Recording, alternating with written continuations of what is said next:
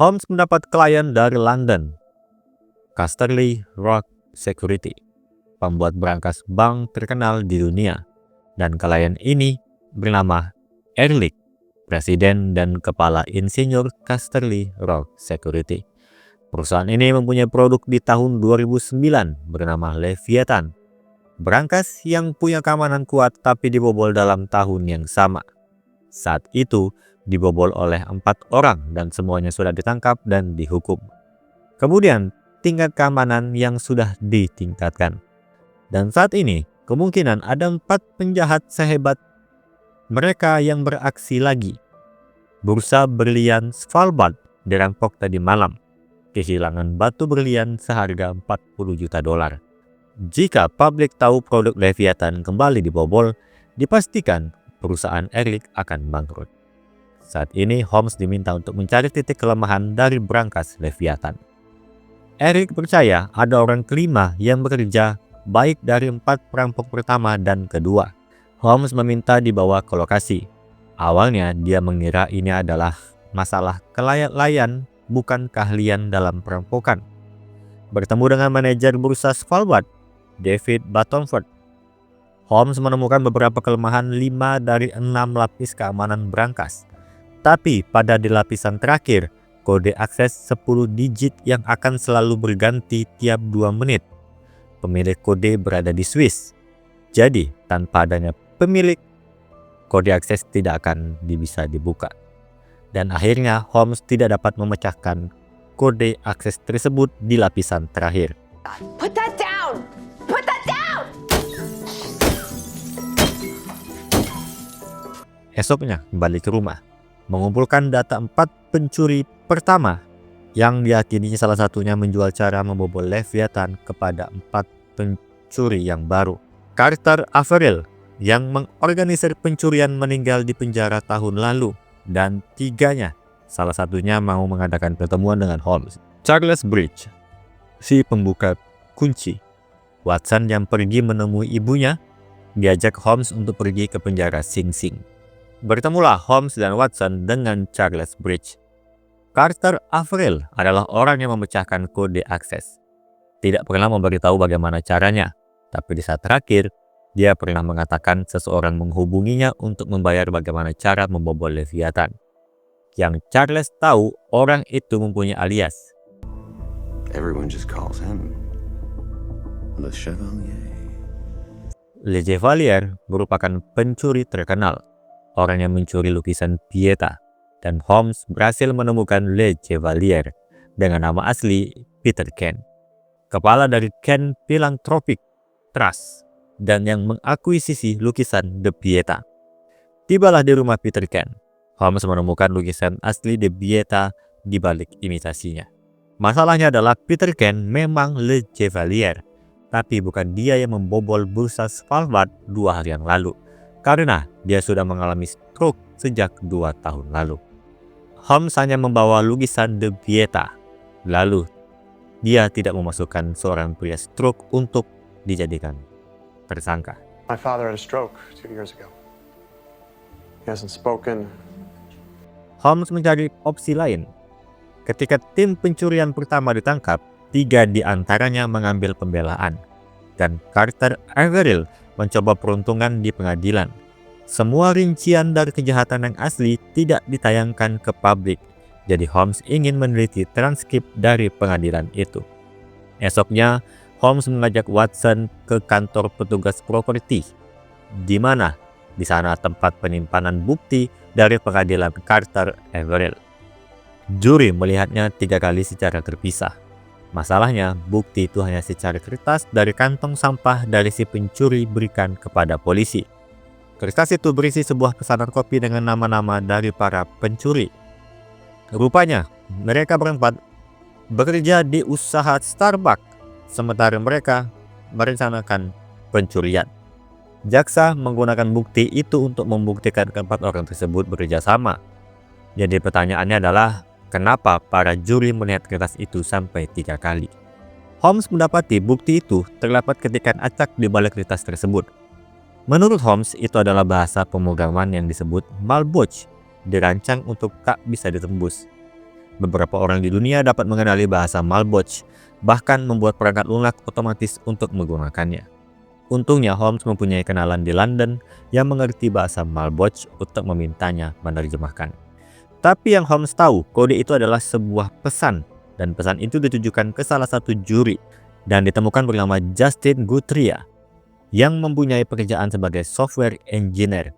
Dia adalah salah satu pencuri pertama.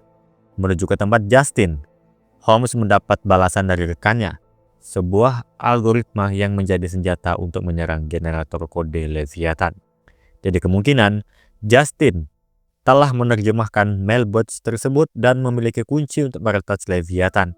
Tapi sampai di kediaman Justin, polisi sudah lebih dulu datang karena menemukan Justin sudah tidak bernyawa. Mr. Guthrie jumped out the window of his apartment a little while ago. Grayson menyimpulkan kalau Justin bunuh diri dan tidak ada hubungan dengan pencurian berlian. Tapi Holmes melihat adanya perkelahian, dilihat adanya bercak darah, dan sisa berlian ditemukan di salah satu vas. Berlian yang belum dipotong.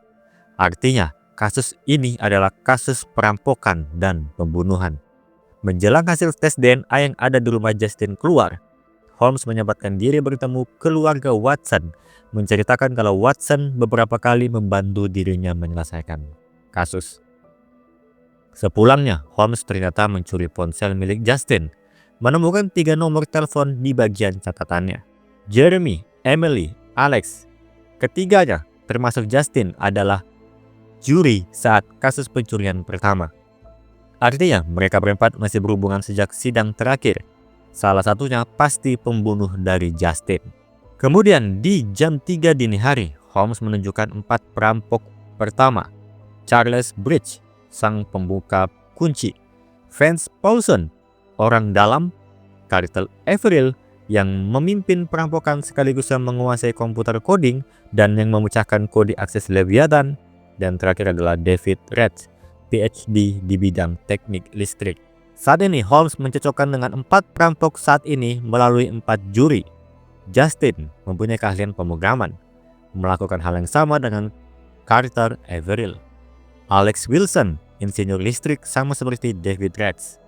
Jeremy Lopez, anak tukang kunci, menjalankan bisnis ayahnya, kemampuannya sama dengan Charles Bridge. Dan Emily Widowski, ibu rumah tangga dari Roosevelt Island. Tapi sebelumnya nama gadisnya adalah Emily Buttonford. Dan tidak lain adalah dia adalah adik dari manajer bursa Svalbard, David Buttonford. 4 orang yang menjadi juri saat persidangan di kasus pertama berbicara satu sama lain dan menemukan bahwa mempunyai kelebihan masing-masing yang sama dengan 4 perampok sebelumnya. Paginya, Gregson mengumpulkan semua juri saat persidangan kasus pertama, kecuali Alex Wilson yang belum bisa dihubungi. Dia bisa jadi tersangka, tapi Holmes melihat pelakunya ada di sini dan mengarah ke Jeremy Lopez. Wajahnya terdapat luka. Sekarang semua akan diminta sampel DNA lewat air liur untuk disamakan dengan sampel DNA yang polisi dapat.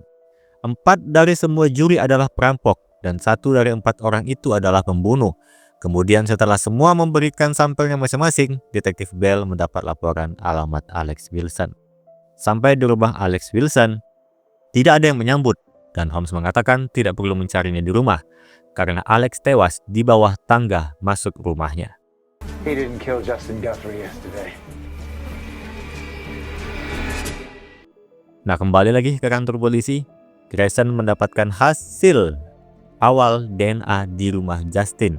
DNA itu tidak cocok dengan Jeremy Lopez dan Alex Wilson. DNA itu milik seorang pendeta angkatan darat bernama Audrey Higuera.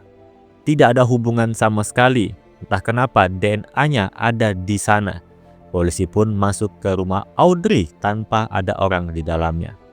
Watson melihat foto-foto Audrey mempunyai kelebihan merawat orang sakit, terutama merawat adiknya melewati kanker.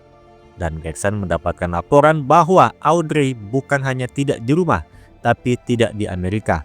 Dia ditempatkan di Kabul beberapa minggu lalu. Masalahnya, sampel DNA yang didapat itu masih baru. Kemudian Watson menyadari sesuatu. Adik Audrey meninggal karena kanker leukemia. dan kemudian dengan segala dia bisa untuk membantu orang dengan penyakit yang sama. Dan tanda yang ada itu adalah tanda rumah sakit memberikan seseorang yang mendonorkan sumsum tulang. Holmes meminta Gregson kembali memanggil Jeremy Lopez. Di ruang interogasi, Holmes melihat catatan Jeremy Lopez bahwa dia pernah mengalami leukemia 5 tahun lalu dan selamat berkat transplantasi sumsum tulang. Efek samping dari transplantasi, tubuh orang itu akan memproduksi sel-sel yang menanggung DNA dari si pendonor, terkecuali beberapa hal termasuk air liurnya. Karena polisi hanya bisa meminta sampel berupa air liur, jadi jelas akan terdeteksi DNA Jeremy. Sedangkan darahnya terdeteksi milik Audrey Higuera, pendonor sumsum tulang kepada Jeremy Lopez. Jeremy Lopez adalah pelaku pencurian berlian seharga $40 juta dan membunuh 2 orang, yaitu Justin dan Alex. Jeremy tidak terima tuduhan itu. Dia mau pergi, tapi dihadang. Karena Gregson mendapatkan izin dari pengadilan untuk memaksa Jeremy memberikan sampel darahnya. Dan jika Jeremy mau terhindar dari hukuman mati, maka dia harus memberitahu apakah Emily Battenford juga ikut dalam perampokan ini atau tidak. Dan kasus pun selesai. See you before you're dead. Scene ini ditutup dengan Ibu Watson mengunjungi Watson untuk mengatakan dia melihat anaknya terlihat senang sejak bersama menangani kasus bersama Sherlock Holmes.